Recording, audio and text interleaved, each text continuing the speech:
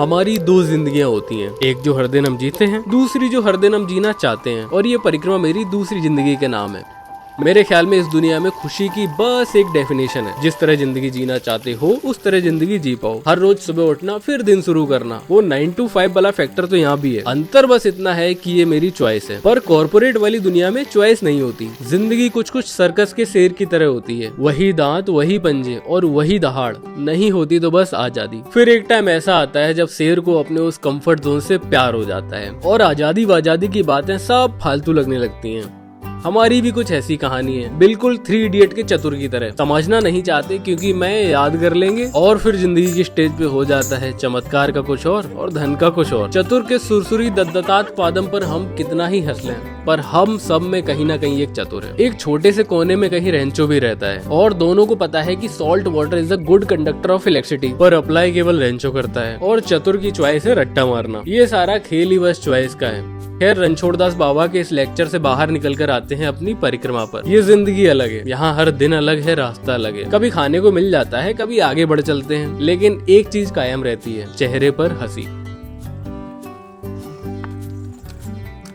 अभी जो राइट तरफ जो वैली है गहरी सी, नर्मदा जी इसी में बह रही है। और जो मार्बल रॉक है ना, मतलब यही एरिया है पूरा, ठीक है। उधर जबलपुर है, जबलपुर सिटी, और हम सिटी के इधर तरफ है। यहाँ पे मतलब गांव है, सिटी का बॉर्डर ये है। ओहो, मार्बल स्टोरी, प्योर दिख रहे हैं, मार्बल प्योरेस्ट फॉर्म।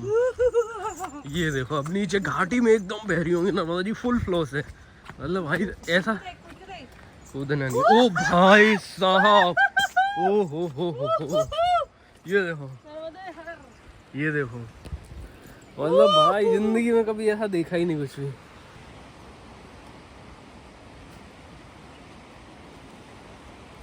ओ भाई इधर देखो, इधर एकदम गहरी वैली में बहरी को देखो। हमारे पीछे का नज़ारा देखो अब कितना खूबसूरत है। मुझे लगता है कि इतनी सारी जगह घूम के आए। वाटरफॉल है, दूधिया वाटरफॉल है, उसके और भी है। हम जैसे जैसे आगे बढ़ रहे हैं ना, मुझे लगता है मैया की जो ब्यूटी है ना वो बढ़ती जा रही है। यहाँ देखो, यहाँ पे एक और छोटा सा वाटरफॉल जैसा बन रहा है, कितना सुंदर है। मतलब यहाँ से जबलपुर इस एंड पे है, और वहाँ पे जब बेड़ा घाट को देखते हैं वहाँ बहुत ज़्यादा भीड़ होती है। लेकिन जब इसके ऑपोजिट साइड में रहते कोई भीड़ नहीं है, और यहाँ से देखते हैं एक्चुअल मार्बल रॉक। इधर पे क्या है, इसके इस तरफ थोड़ा टूटा फूटा सा है इस तरफ, लेकिन इस तरफ प्लेन मार्बल है एकदम। और कहीं कहीं ये नदी जो है ना, मतलब किलोमीटरों चौड़ी है, और एक स्पेस ऐसा है जहाँ 10 फीट में पूरी नदी निकल जा रही है। मतलब इस कैनियन की गहराई कितनी होगी, ये मतलब सोचने में कितनी अजीब बात है ना। यहाँ पे देखो, यहाँ पे 5 फीट का उधर स्पेस है और 10 फीट का इधर स्पेस है। मतलब 15 फीट में पूरी नर्मदा जी निकल के जा रही है। और यहाँ ऐसा लगता है कि अगर घोड़ा उधर से छलांग मारते तो इस तरफ क्रॉस कर जाएगा, इतना कम स्पेस है, फिर भी इतनी बड़ी नदी बह रही है। मतलब मैं ये देखती हुई आ रही हूँ जब से मैंने यात्रा शुरू की है। जो दक्षिणी तट है ना वो थोड़ा ऊबड़ खाबड़ है, और जो इस तरफ का तट है उत्तरी तट, वो बहुत ज़्यादा खूबसूरत है। मतलब देखो, वहाँ पे लोग आते हैं, वहाँ पे एंजॉय कर रहे हैं। दक्षिणी तट पे मोस्टली ना कोई आता है, ना ज़्यादा है, ना ज़्यादा ब्यूटी है। शहर भी उसी तरफ बसा हुआ है। मुझे लगता है मैया दक्षिण तट को थोड़ा सा ना रुखा करके चलती है। मुझे लोगों ने बताया था, पर मुझे अब देखने पे लग रहा है कि हाँ ये सच यहाँ से क्लियर विजिबल है। ये इधर देखो, इधर ये जो इस तरफ है ना, ये एकदम प्लेन मार्बल रॉक है। और जब अपन इसके दक्षिण तट पे देखते हैं तो बिल्कुल टूटा फूटा सा बेकार सा एकदम। तो मतलब बिलीव नहीं हो रहा कि एक नदी के दो पहलू कैसे हो सकते हैं। इधर का एरिया इतना अजीब सा, उधर का इतना खूबसूरत, एकदम तो प्लेन सा है एकदम। और ये हर जगह, मतलब यही नहीं है, जब से देखते हुए आ रहे तब से दक्षिणी तट एकदम टूटा फूटा सा रहता है यहाँ। देखो, अगर आप नर्मदा यात्रा करने वाले हो तो प्लीज़ ऐसी खूबसूरती से सावधान रहें, नहीं तो आप यहीं अटक जाएंगे और आपकी यात्रा साल भर में होगी। हम यहाँ अटक जहाँ नहीं वहीं अटक जाते हैं हम। चलो चलते हैं भाई, लेट हो जाएंगे हम। जब सुबह सुबह हम चलना शुरू करते हैं तो सूर्यदेव हैं वो हमारे जस्ट पीठ के पीछे रहते हैं, क्योंकि जो नर्मदा जी हैं वो पूर्व से बहकर पश्चिम की ओर जाती हैं, ईस्ट टू वेस्ट।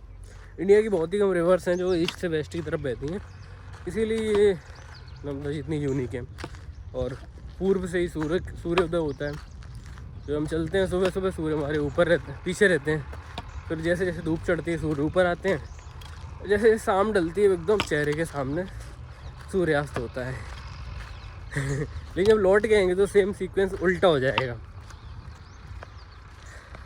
पता नहीं सुबह सुबह इतनी जल्दी यार निकल आए थे बिना चाय वाय पिए। चाय तो खैर यार पी के दिमाग ख़राब है, इतनी चाय मिलती है पेट में गैस बनती रहती है। पता लोगों को लगता है हम पगला गए हैं, हमारे खासकर घर वालों को ज़्यादा पढ़ लिख के पगला बौरा गए हैं, हम बौरा चुके हैं ज़्यादा पढ़ लिख के। मैंने इस मतलब नर्मदा यात्रा में कई ऐसे पेड़ देखे जिन पे फल लदे हुए हैं। देखो ये वाला पेड़ है, ये उसका है छोटा मतलब देसी आंवला। नहीं वो बोलते हैं ना लबेड़ा। अरे अचार इसका बनता है ना? हाँ अचार बनता है इसका। देख पूरा लदा हुआ है पेड़, पक रहा है, कोई तोड़ने वाला नहीं। पॉपुलेशन नहीं है ना यहाँ पे। अभी यही पेड़ अगर किसी बड़ी सिटी में होते, अभी फल छोड़ो पेड़ को तोड़ ले जाते लोग। पता एक चीज़ है कि जैसे हम सब ये सोचते हैं ना कि ट्रैवलिंग से क्या चेंज होता है, क्या चेंज होता है, क्या चेंज होता है।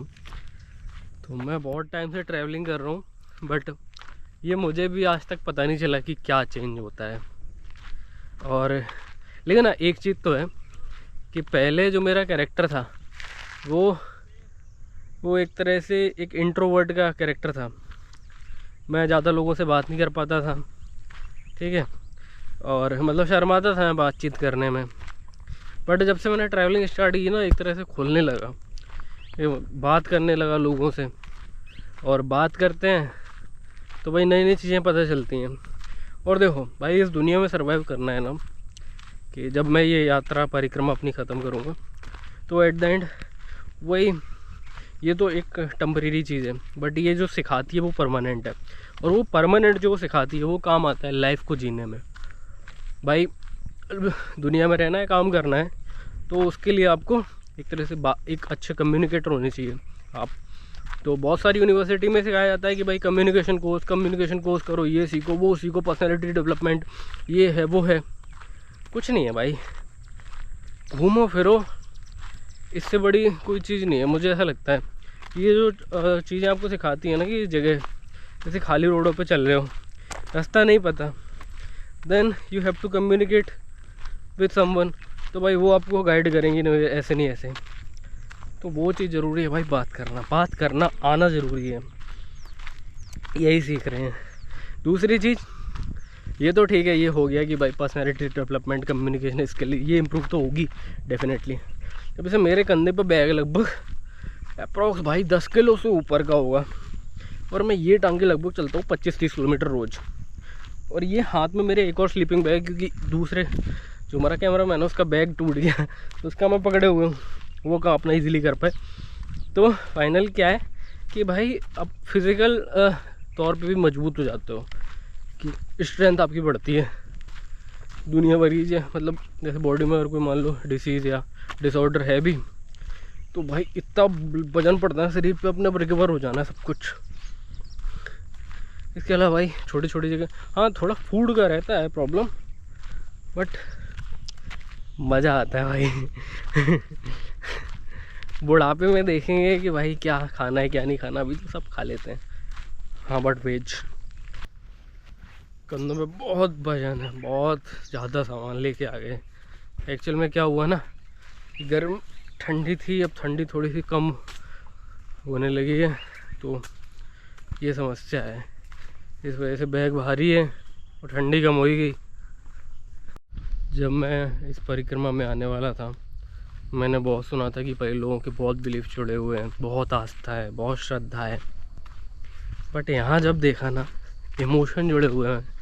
मतलब जैसे भाई कुछ भी उनसे कह दो ना, कुछ भी ऐसी बात कहो कि जैसे आप बहुत सेवा कर रहे हो, तो भाई उनकी आंखों में आंसू आ जाते हैं। बहुत अलग जगह है। नर्मदे यार माता जी, नर्मदे माता जी। कुत्ता काटेगा तो नहीं? नहीं वो नहीं काटे। ठीक है। उधर पंजाब, हरियाणा और यूपी, बिहार, बंगाल तरफ, मतलब जो गंगा और यमुना बेल्ट है, उधर तरफ इरिगेशन कैसे होता है कि पानी पूरा छोड़ देते हैं पाइप से, या फिर फिर वो बांध जैसे बना के छोड़ देते हैं पानी पूरा खेतों में। यहाँ पे क्या है ना, थोड़ा पहाड़ी एरिया है, प्लेन प्रॉपर नहीं है, कहीं कहीं ढलान भी है। इस वजह से इरिगेशन जो है वो थोड़ा अलग तरीके से होता है। जो मॉडर्न इरिगेशन सिस्टम है वो यूज़ कर रहे हैं यहाँ पे, अच्छी बात है। और यहाँ पे क्या है ना, नर्मदा जी भले ही बहुत पास में है, बट जैसी गर्मी आती है ना, वाटर लेवल एकदम से नीचे। तो जगह बहुत अच्छी है। अभी मटर है, गेहूँ है बहुत सारा।